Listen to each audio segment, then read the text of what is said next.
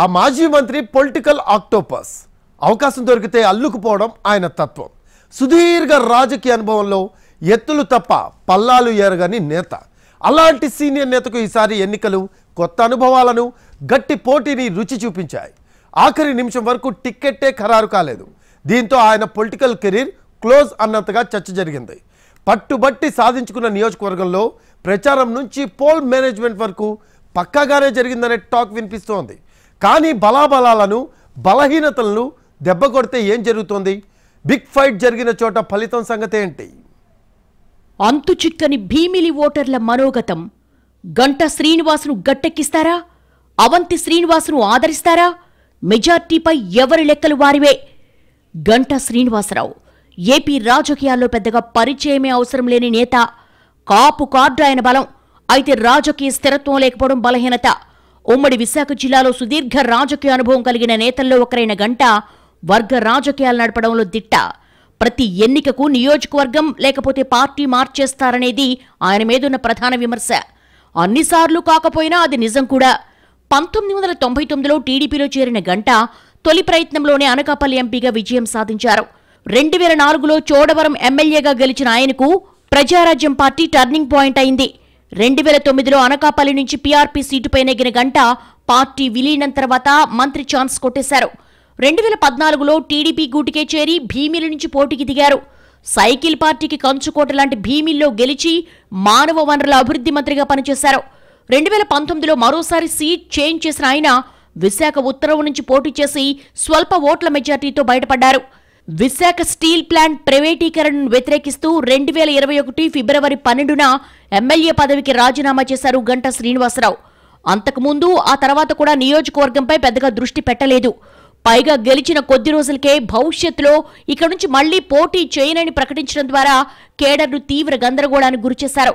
గంటా ఏకపక్ష ధోరణిపై ఫిర్యాదులు, రాజకీయంగా హై హ్యాండెడ్గా ఉంటారనే అభిప్రాయం గంటాకు ఇబ్బందులను తెచ్చిపెట్టింది. 2024 ఎన్నికల్లో ఆయన టికెట్పై గ్యారంటీ లేని పరిస్థితి తలెత్తింది. కారణం గంటా శ్రీనివాస్ స్వయంకృత అపరాధాలు ఉన్నాయనేది బహిరంగ రహస్యం. నాయకత్వంతో సఖ్యత లేకపోవడం, పార్టీ కష్టకాలంలో ఉన్నప్పుడు కలిసి రాలేదనే భావన వెరసి ఆఖరి నిమిషం వరకు అధిష్టానం పక్కన పెట్టేసింది. మారిన అంతర్గత పరిణామాలు, విస్తృతమైన పరిచయాలతో ఆఖరి వరకు చేసిన లాబియింగ్ ఫలించింది. Bheemili YCP sitting seat. ఇక్కడి నుంచి ప్రాతినిధ్యం వహిస్తున్న అవంతి శ్రీనివాస్ జగన్ కేబినెట్ మంత్రిగా పనిచేశారు. అర్బన్ రూరల్ కాంబినేషన్తో కనిపించే ఈ సీటు ఒకప్పుడు టీడీపీ కంచుకోట అనే మార్కును చెరిపేసింది వైసీపీ. మరోసారి వైసీపీ సర్కార్ అధికారంలోకి వస్తే ఈ ప్రాంతం అత్యంత కీలకంగా మారుతుంది. ప్రతిపాదిత ఎగ్జిక్యూటివ్ క్యాపిటల్కు కోర్ ఏరియా కూడా ఇదే అవుతుంది. ఇంతటి ప్రాముఖ్యత ఉంది కనుకే భీమిలి ఎన్నికలపై అధికార పార్టీ ఫుల్ ఫోకస్ పెట్టింది. ఇద్దరు కాపు నేతలు ప్రధాన పార్టీల ప్రత్యర్థులు కావడం, ఇద్దరూ రాజకీయంగా ఓ వెలుగు వెలగడానికి ప్రజారాజ్యం కారణం కావడంతో భీమిలిలో గెలుపు ఎవరిది అన్నదానిపై జోరుగా చర్చ జరుగుతోంది. ప్రచారం నుంచి పోల్ మేనేజ్మెంట్ వరకు ప్రతి అంశం ఆసక్తిని రేకెత్తిచ్చేదిగా కనిపించింది. 3,63,013 మంది ఓటర్లున్నారు. 1,84,908 మంది మహిళలు, 1,78,090 మంది పురుషులు ఉన్నారు. 2014లో 75.31%, 2019లో 73.90%, 75.96% పోలింగ్ నమోదైంది. ఈ ఎన్నికల్లో 2,75,747 ఓట్లు పోలయ్యాయి. భీమిలి, ఆనందపురం, పద్మనాభం, చినగదిలి మండలాలు ఈ నియోజకవర్గ పరిధిలోనే ఉన్నాయి. వీటిలో చినగదిలి, భీమిలి మండలంలోని కొంత భాగం జీవీఎంసీలో అంతర్భాగం. దీంతో ఓటర్లను ఆకట్టుకునేందుకు అధికార వైసీపీ అభ్యర్థి ముత్తంశెట్టి శ్రీనివాస్, కూటమి అభ్యర్థి గంటా శ్రీనివాస్ విస్తృతమైన ఎన్నికల ప్రచారం నిర్వహించారు. పట్టుబట్టి సాధించుకున్న సీట్లో గెలవడం, ఓడడం కంటే ముందు ఎంట్రీనే చర్చనీయాంశంగా మారాలన్న భావంతో రాజకీయ వలసలకు తెరతీశారు గంటా. తాను భీమిలి ఎమ్మెల్యేగా, మంత్రిగా పనిచేసిన సమయంలో ఉన్న పరిచయాల ద్వారా ఆకర్షణ మంత్రం ప్రయోగించి సైకలాజికల్ వార్కు తెరతీశారు. విస్తృతమైన పబ్లిసిటీ సాధించడం ద్వారా మరోసారి గెలుపు గంటాదే అనంత స్థాయిలో బిల్డప్ క్రియేట్ చేశారు. తన కెరీర్లో ఎప్పుడూ లేని విధంగా తొలిసారి సొంత మేనిఫెస్టోను ప్రకటించి రాజకీయ చర్చకు తెరతీశారు. భీమిలి, భోగాపురం మధ్య శాటిలైట్ టౌన్షిప్ అనేది ఆకర్షించేదిగా ఉన్నా మిగిలినవన్నీ ఆయన గతంలో పనిచేసినప్పుడు వదిలేసినవే. పోలింగ్ తర్వాత భీముని పట్టడం, ఎన్నికల ఫలితం ఎవరి పక్షం అన్న చర్చ జరుగుతోంది. మాజీ మంత్రులు గంటా, అవంతి వర్గాలు ఎవరికి వారే మెజార్టీ లెక్కలేసుకుంటున్నారు. జనం అభిప్రాయం అంతిమం కనుక ఇక్కడ పోలింగ్ ప్యాటర్న్, అభ్యర్థులకున్న బలాలు, బలహీనతలు, పార్టీ పట్టు ఇవన్నీ చాలా కీలకం. ఎన్నికల్లో అర్బన్ ఓటర్లపై గంట ఎక్కువగా దృష్టి పెట్టారు. ఎండాడ, మధురవాడ, పిఎంపాలెం, భీమునిపట్టణం వంటి చోట్ల టీడీపీ విస్తృతమైన ప్రచారం చేసింది. సహజంగా అర్బన్ ఓటర్ ప్రభుత్వానికి వ్యతిరేకంగా వ్యవహరించి ఉండవచ్చన్న విశ్లేషణలు విస్తృతంగా ఉన్నాయి. అదే నిజమైతే భీమిల్లో టీడీపీకి నగర ప్రజల ఆదరణ లభించుండాలి. పోలింగ్ తీరును చూస్తే ఇక్కడ ఎఫెక్ట్ ఎంతవరకు ఉంటుందనేది అంతు చిక్కడం లేదు. ఈ స్థానంలో 87,266 ఓట్లు పోలవలేదు. ఉమ్మడి శ్రీకాకుళం, విజయనగరం జిల్లాలకు చెందిన ఉద్యోగులు, వలస కూలీలు ఈ నియోజకవర్గంలో నివసిస్తున్నారు. ఎన్నికల నాటికి వాళ్ళంతా సొంత జిల్లాలకు వెళ్లిపోవడంతో ఇక్కడ పోలింగ్ తగ్గింది. ఆ ఎఫెక్ట్ టీడీపీకి ఖచ్చితంగా పడుతున్న లెక్కలున్నాయి. ప్రభుత్వ సంక్షేమ పథకాలు మహిళా ఓటర్లను ప్రభావితం చేశాయనేది పోలింగ్ తీరును బట్టి అర్థమవుతోంది. గ్రామీణ ఓటర్లు ఉత్సాహంగా ఓటేయడం అక్కడ వైసీపీకి కలిసొచ్చే అంశంగా భావిస్తున్నారు. మొదటి నుంచి రూరల్ ప్రాంతంపై ఫోకస్ పెంచిన వైసీపీ ఎక్కడికక్కడ చాప కింద నీరులా పని చక్కబెట్టేసింది. రాజకీయ చాణుక్యుడిగా పిలుచుకునే బొత్సకు భీమిలి నియోజకవర్గంలో విస్తృతమైన వ్యక్తిగత, కుటుంబ పరిచయాలున్నాయి. బొత్స ఝాన్సీ ఎంపీ అభ్యర్థి కావడంతో సహజంగానే తమకు పట్టున్న భీమిల్ని మరింత ప్రభావితం చేసే ప్రయత్నం చేశారు. ఇది ప్రత్యక్షంగా పరోక్షంగానూ ఎమ్మెల్యే అభ్యర్థి అవంతి శ్రీనివాస్ కు ప్లస్ పాయింట్ అయింది. అక్రమాల ఆరోపణలు లేకపోవడం సిట్టింగ్ ఎమ్మెల్యేగా అవంతికి ఎంత ప్లస్సో, దుందుడుకుతనం, తూలనాడే తత్వం అంతే మైనస్ అన్న చర్చ జరుగుతోంది. గంటా శ్రీనివాస్ అవకాశవాద రాజకీయ నేత అనేది ప్రత్యర్థులు చేసే బలమైన విమర్శ. అందుకు తగ్గట్టుగానే ఆయన చర్యలుంటాయి. జనసేన ఓట్లు ఎంతవరకు ట్రాన్స్ఫర్ అయిందనేది క్లారిటీ లేదు. ఇలా చూసుకున్నప్పుడు గంటా అవంతుల్లో గెలుపు ఎవరిది అనేది విశ్లేషకులకు కూడా అందడం లేదు. సంప్రదాయ టీడీపీ ఓటు బ్యాంకు జనసేన సంపూర్ణ మద్దతు లభిస్తే గంట గట్టెక్కిస్తారు. రూరల్ ఓటింగ్, బొత్స అండదండలు కలిసొస్తే అవంతి అదృష్టవంతుడవుతాడన్న అంచనాలున్నాయి. డబుల్ హ్యాట్రిక్ కొట్టిన ఆ మాజీ మంత్రిని మట్టి కనిపించడమే టీడీపీ లక్ష్యమా? ఆ సీనియర్ నేత తెలుగుదేశం పార్టీకి టార్గెట్ కావడానికి కారణాలేంటి? ఇవే చివరి ఎన్నికలంటున్న వైసీపీ నేత నియోజకవర్గంలో మరోసారి పట్టు నిలబెట్టుకుంటారా? సంక్షేమ పథకాలు అధికార పార్టీకి కలిసి వస్తాయా? భారీగా బెట్టింగ్ జరుగుతున్న నియోజకవర్గాల్లో టాప్ లిస్ట్లో ఉందా? గుడివేడలో కాపుల మొగ్గు ఎటువైపు? కొడాలి నాని పాంచు పటాక మోగిస్తారా? వెనిగండ్ల రాము బోని కొడతారా? మహిళలు వైసీపీకి పట్టం కట్టారా? టీడీపీ ఖచ్చితంగా గెలవాలని టార్గెట్ పెట్టుకున్న నియోజకవర్గాల్లో గుడివేడ ముందు వరుసలో ఉంటుంది. 2004లో టీడీపీ తరపున మొదటిసారి పోటీ చేసి గెలిచారు కొడాలి నాని. 2009లో కూడా రెండోసారి టీడీపీ తరపున విజయం సాధించిన నాని ఆ తర్వాత టీడీపీని వీడి వైసీపీలో చేరారు. 2014, 2019 ఎన్నికల్లో వైసీపీ తరపున గెలుపొందారు. గుడివేడ నుంచి వరుసగా 4 సార్లు అసెంబ్లీకి ఎన్నికయ్యారు. జగన్ మంత్రివర్గంలో 3 ఏళ్ల పాటు మంత్రిగా బాధ్యతలు నిర్వర్తించారు. వైసీపీ అధికారంలోకి వచ్చిన దగ్గర నుంచి ప్రతిపక్ష తెలుగుదేశం చంద్రబాబుపై దూకుడుగా వ్యవహరించారు. తూటాల్లాంటి మాటలతో ప్రత్యర్థులను ఓచకోత కోశారు. టీడీపీని ఇరుకున పెడుతున్న వైసీపీ నేతల్లో కొడాలి నాని మొదటి వరుసలో ఉన్నారు. దీంతో టీడీపీ మోస్ట్ వాంటెడ్ లిస్ట్ లో గుడివేడ ఉంది. ఈ నియోజకవర్గంలో టీడీపీ జెండా ఎగరేయడం ద్వారా కొడాలికి పరాజయం రుచి చూపించాలని టీడీపీ అధిష్టానం తహతహలాడుతోంది. అందులో భాగంగా ఆర్థిక, కుల సమీకరణలు లెక్కలేసుకున్న తర్వాత వెనిగండ్ల రామును బరిలోకి దింపింది. 2019 ఎన్నికలతో పోలిస్తే 2024 ఎన్నికల్లో గుడివేడలో పోలింగ్ భారీగా నమోదైంది. 2019లో 79% పోలింగ్ నమోదైతే ఈసారి 82.51% పోలింగ్ నమోదైంది. 2019లో 2,08,374 మంది ఓటర్లుంటే 1,64,617 పోలయ్యాయి. 11.8% ఎక్కువ ఓట్లు పోలవడంతో కొడాలి నాని విజయం సాధించారు. 2024లో 2,04,271 మంది ఓటర్లుంటే 81,119 మంది పురుషులు, 87,408 మంది మహిళలు ఓటేశారు. మొత్తంగా 1,68,537 మంది ఓటు హక్కు వినియోగించుకున్నారు. పురుషుల కంటే మహిళలు పెద్ద సంఖ్యలో ఓటు హక్కు వినియోగించుకున్నారు. ఓట్ల శాతం కూడా గతం కంటే ఎక్కువగా నమోదైంది. మహిళల ఓట్లు పెరగడం తమకు కలిసొస్తుందని వైసీపీ, ఓట్ల శాతం పెరగడం తమకు కలిసొస్తుందని టీడీపీ అంచనాలు వేసుకుంటున్నాయి. ఎన్నికలకు ముందు, ఎన్నికలకు తర్వాత కూడా కొడాలి నాని, వెనిగండ్ల రాము వర్గాల మధ్య ఘర్షణలు ఎక్కడా చోటు చేసుకోలేదు. ఏదైనా కార్యక్రమాలు జరిగిన సందర్భంలో మాత్రమే రెండు పార్టీల మధ్య ఘర్షణ వాతావరణం తలెత్తింది. ఈసారి గుడివేడలో గెలవడం అటు టీడీపీకి, ఇటు వైసీపీకి ప్రతిష్టాత్మకంగా మారింది. గెలుపుతో రాజకీయాలకు ఫుల్ స్టాప్ పెట్టాలని కొడాలి నాని భావిస్తుంటే ఆయన ఎలాగైనా ఓడించాలని టీడీపీ చిరకాల కల అలాగే మిగిలిపోతోందని ఆ పార్టీ భావిస్తోంది. 2004 నుంచి 2009 వరకు టీడీపీలో, 2014 నుంచి 2019 ఎన్నికల్లో వైసీపీ తరపున పోటీ చేసినప్పటికీ గుడివేడలో ఫలితం మాత్రం మారలేదు. అన్నిసార్లు కొడాలి నాని గెలవడమే కామన్ గా వచ్చింది రిజల్ట్. ఒక దశలో కొడాలి నానిని ఓడించగలమా అనే డైలమాలోకి టీడీపీ వచ్చేసిందనే టాక్ కూడా నడిచింది. ప్రతి ఎన్నికల్లో కొడాలి నాని ప్రత్యర్థి మారడమే ఆయనకు కలిసొచ్చే ప్రధానాంశంగా మారింది. కొత్త వాళ్లు వచ్చి ఎన్నికలకు సిద్ధమయ్యేలోపుగానే ఎన్నికలు పూర్తవడంతో కొడాలి నాని గెలుపు నల్లేరు మీద నడకగా మారింది. 2024లో టీడీపీ గుడివాడలో ఎట్టి పరిస్థితుల్లో పాగా వేయాలనే ఉద్దేశంతో వెనిగండ్ల రామును 2 ఏళ్ల ముందుగానే నియోజకవర్గానికి పంపింది. కమ్మ సామాజిక వర్గానికి చెందిన రాము ఎస్సీ వర్గానికి చెందిన మహిళను వివాహం చేసుకున్నారు. దీంతో ఇది కొంతవరకు రాముకు కలిసొచ్చే అవకాశంగా ఉంది. వెనిగండ్ల ట్రస్ట్ పేరిట రాము నియోజకవర్గంలో సేవా కార్యక్రమాలు మొదట ప్రారంభించారు. క్రమంగా టీడీపీ కార్యక్రమాలను కూడా నియోజకవర్గంలో ప్రజల్లోకి తీసుకువెళ్లేలా చేశారు. కొడాలి నాని మంత్రిగా పనిచేసినా నియోజకవర్గాన్ని అభివృద్ధి చేయలేదని, తనకు అవకాశం ఇవ్వాలని ప్రజలకు విజ్ఞప్తి చేశారు. ఎన్నికలకు ముందు నుంచే వెనిగండ్ల రాము పూర్తి స్థాయిలో నియోజకవర్గంపై ఫోకస్ పెట్టారు. ట్రస్టు ద్వారా సేవా కార్యక్రమాలు ఒకవైపు, చర్చిలకు మసీదులకు విరాళాలిస్తూ పట్టు పెంచుకునేందుకు ప్రయత్నించారు. నానిపై విమర్శలు చేయడం కంటే నియోజకవర్గంలో తను బలపడేలా వ్యవహారాలు నిర్వహించారు. మంత్రిగా పనిచేసిన కొడాలి నాని గుడివాడకి ఏం చెయ్యలేకపోయారన్న అంశం చుట్టూ రాజకీయం నడిపించారు. కొడాలి నానినే గుడివాడ బ్రాండ్. గుడివాడ పేరు చెబితే గుర్తుకొచ్చేది కొడాలి నానినే. ప్రతి ఎన్నికల్లో ఎవరో ఒకరిని తీసుకొచ్చి ఇక్కడ పోటీ చేయించి కోట్లు కుమ్మరిస్తారనేది నాని వర్గం చెప్పే మాట. మంత్రిగా నాని గుడివాడలో చేపట్టిన ఇళ్ల స్థలాలు, ఇళ్ల నిర్మాణం, వాటర్ ట్యాంక్ నిర్మాణం, రోడ్ల నిర్మాణం గురించి గుడివాడ వాసులకు తెలుసంటారు ఆయన వర్గీయులు.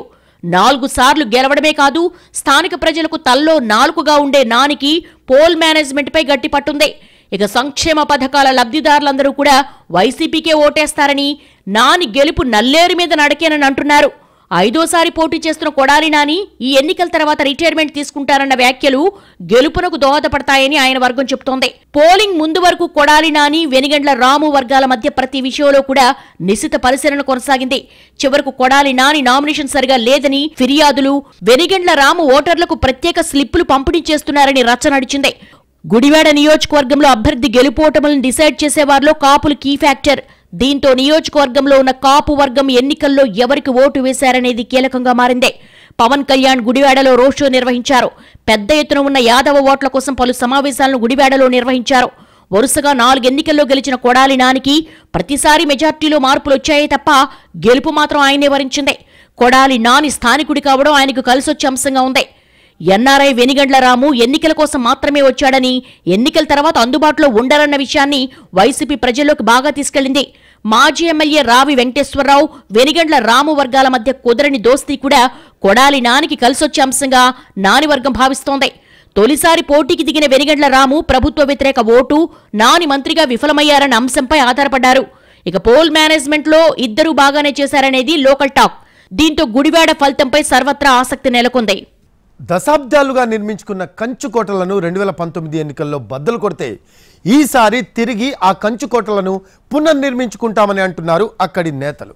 రాష్ట్రంలో అందరి దృష్టిని ఆకర్షిస్తున్న ఆ నియోజకవర్గంలో ప్రజలు ఎలాంటి తీర్పునిచ్చారు? నియోజకవర్గంలో పరిస్థితులేంటి? భారీ ఓటింగ్ సరళి దేనికి సంకేతం? మహిళా ఓటర్లు ఎటువైపు ఉన్నారు? ఎమ్మెల్యేల పనితీరు ప్రభావం చూపించబోతుందా? ప్రభుత్వ పథకాలు ఓట్ల రూపంలో ఫలితాలను ఇస్తుందా? కేతిరెడ్డి పెద్దారెడ్డి రెండోసారి గెలుస్తారా? జేసీ కుటుంబం పునర్వైభవం చాటుతుందా? ఎవరు గెలిచినా స్వల్ప మెజార్టీయేనా? ఏ మండలం ఎవరికి అనుకూలం?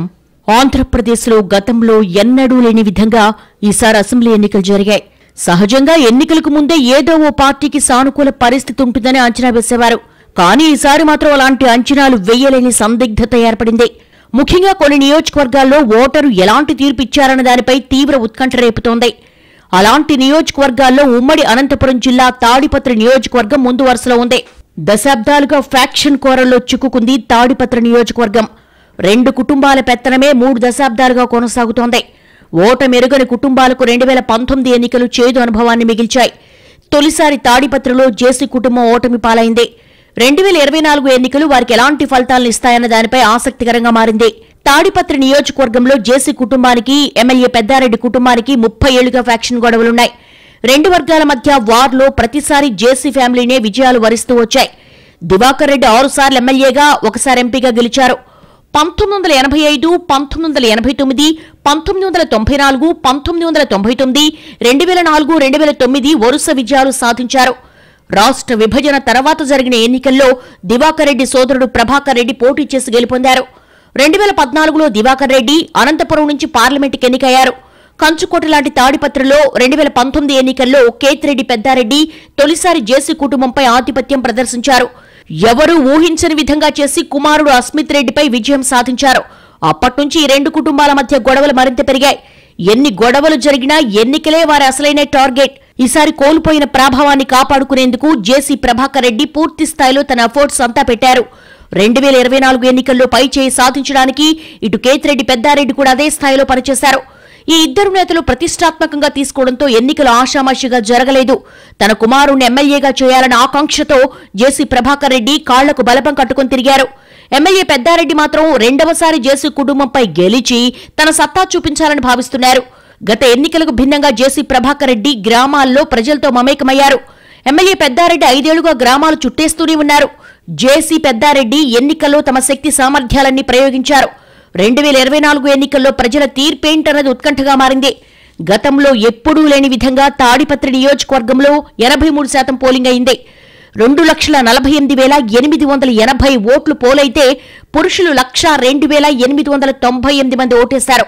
అలాగే మహిళలు 1,05,792 మంది ఓటు హక్కు వినియోగించుకున్నారు. జేసీ అస్మిత్ రెడ్డి యాంగిల్లో పరిశీలిస్తే తాడిపత్రి పట్టణ ప్రజలు తమకు అనుకూలంగా ఓటేశారని లెక్కలేసుకుంటున్నారు.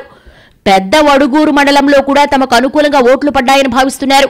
సిట్టింగ్ ఎమ్మెల్యే పెద్దారెడ్డి మాత్రం పూర్తి స్థాయిలో తనకే ఓట్లు పడ్డాయని ధీమాతో ఉన్నారు. కానీ ఎన్నికల్లో ఎవరు గెలిచినా తక్కువ మెజార్టీ ఉంటుందని విశ్లేషకులు చెప్పుకొస్తున్నారు.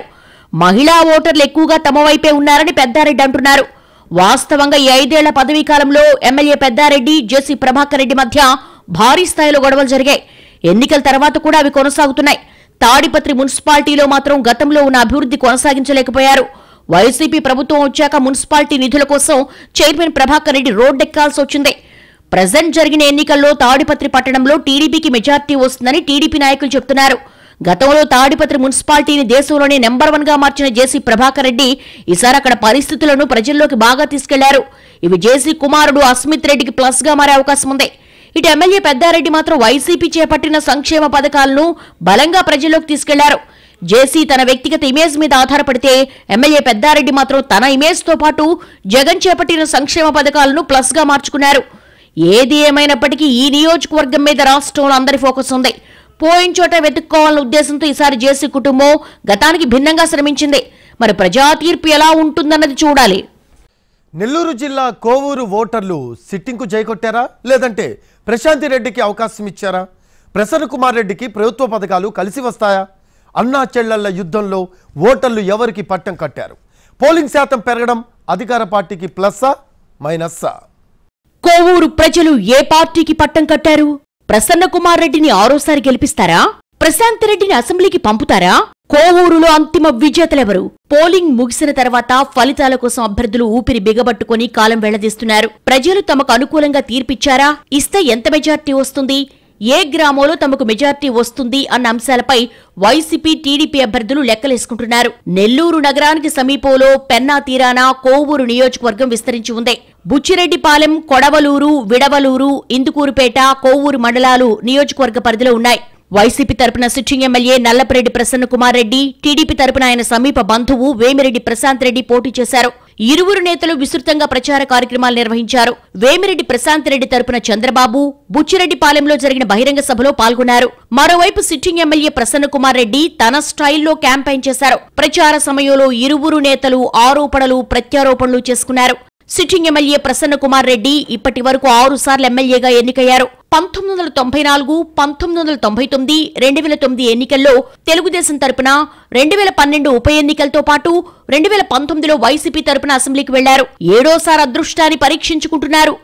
5 సార్లు ఎమ్మెల్యేగా గెలిచిన ప్రసన్న కుమార్ రెడ్డి ప్రజల కనీస అవసరాలు కూడా తీర్చలేదని ప్రశాంత్ రెడ్డి విమర్శలు చేశారు. గత 5 సంవత్సరాలలో నియోజకవర్గంలో భారీ అవినీతి జరిగిందని ఆరోపించారు. గ్రావెల్, ఇసుక, మట్టిని నేతలు దోచుకున్నారని కూడా ఆమె ప్రచారంలో విరుచుకుపడ్డారు. టీడీపీ అభ్యర్థిగా ప్రశాంత్ రెడ్డిని ప్రకటించిన తర్వాత వైసీపీకి చెందిన పలువురు నేతలు టీడీపీలో చేరారు. బుచ్చిరెడ్డిపాలెంలో సూరా శ్రీనివాసులు రెడ్డి, జిల్లా గ్రంథాలయ సంస్థ మాజీ చైర్మన్ ఎర్రంరెడ్డి గోవర్ధన్ రెడ్డి, కామాక్షి తాయి ఆలయ మాజీ చైర్మన్ పుట్టా నాయుడు వంటి నేతలు టీడీపీ తీర్థం పుచ్చుకున్నారు. వైసీపీ నేతలను కొనుగోలు చేస్తున్నారంటూ వైసీపీ అభ్యర్థి ప్రసన్న కుమార్ రెడ్డి విమర్శలు గుప్పించారు. వైసీపీ హయాంలో చేపట్టిన అభివృద్ధి పనులను ప్రజలకు వివరించి ఓట్లు అడిగారు. కోవూరు నియోజకవర్గంలో 2,67,345 మంది ఓటర్లుంటే 1,28,947 మంది పురుషులు, 1,38,373 మంది మహిళా ఓటర్లు, ఇతరులు 26 మంది ఉన్నారు. 2,11,976 మంది తమ ఓటు హక్కు వినియోగించుకున్నారు. వీరిలో 1,03,088 మంది పురుషులు, 1,08,879 మంది మహిళలు ఓటేశారు. 2014 ఎన్నికల్లో 80.54%, 2019 ఎన్నికల్లో 75% పోలింగ్ నమోదైంది. ఈ ఎన్నికల్లో 79.29% మంది ఓటేశారు. రికార్డు స్థాయిలో ఓటర్లు తమ ఓటు హక్కు వినియోగించుకున్నారు. గత ఎన్నికల్లో నల్లపరెడ్డి ప్రసన్నకుమార్ రెడ్డికి 39,891 ఓట్ల మెజార్టీ వచ్చింది. ఈసారి ఆయన బలాన్ని తగ్గించేందుకు అన్ని ప్రయత్నాలు చేసింది. వైసీపీ నేతలను చేర్చుకోవడంతో పాటు ఆయా గ్రామాల్లోని సమస్యలను పరిష్కరిస్తామని టీడీపీ హామీలిచ్చింది. వీపీఆర్ ట్రస్ట్ ద్వారా వాటర్ ప్లాంట్లు ఏర్పాటు చేసి తాగునీటి సమస్యలను పరిష్కరిస్తామని ప్రజలకు హామీ ఇచ్చారు. కోవూరు నియోజకవర్గంలోని ప్రసన్నకుమార్ రెడ్డి బంధువర్గంలో పలువురు నేతలు గత ఎన్నికల్లో వైసీపీకి మద్దతిచ్చారు. ప్రస్తుతం వారంతా తెలుగుదేశం తరపున పోటీ చేసిన ప్రశాంత్ రెడ్డి వైపు నిలిచారు. మరోవైపు ప్రశాంత్ రెడ్డిని ఎదుర్కొనేందుకు ప్రసన్నకుమార్ రెడ్డి నియోజకవర్గంలో చేపట్టిన అభివృద్ధి కార్యక్రమాలను ప్రజలకు వివరించారు. కులమతాలు, పార్టీలకు సంబంధం లేకుండా అర్హులైన వారందరికీ ప్రభుత్వ పథకాలను అందిస్తున్నామని చెప్పారు. పోలింగ్ తర్వాత ఇరు పార్టీలు విజయంపై ఎవరికి వారు ధీమా వ్యక్తం చేస్తున్నారు. టీడీపీ మేనిఫెస్టోలో ప్రకటించిన పథకాలతో ప్రజలంతా తమ వైపు నిలిచారని ఆ పార్టీ నేతలు చెబుతున్నారు. అందువల్లే పోలింగ్ శాతం కూడా గణనీయంగా పెరిగిందని అంటున్నారు. అటు వైసీపీ నేతలు కూడా ప్రభుత్వం అమలు చేసిన సంక్షేమ పథకాలే తమకు ఓట్ల వర్షం కురిపించిందని చెప్తున్నారు. ఇలా ఎవరికి వారు విజయంపై ధీమా వ్యక్తం చేస్తున్నా ప్రజలు ఎవరి వైపు నిలిచారన్న విషయం ఓట్ల కౌంటింగ్ తర్వాత వెల్లడి కానుంది. ఇది వాటి ఫోకస్. This is Rafi. నమస్తే.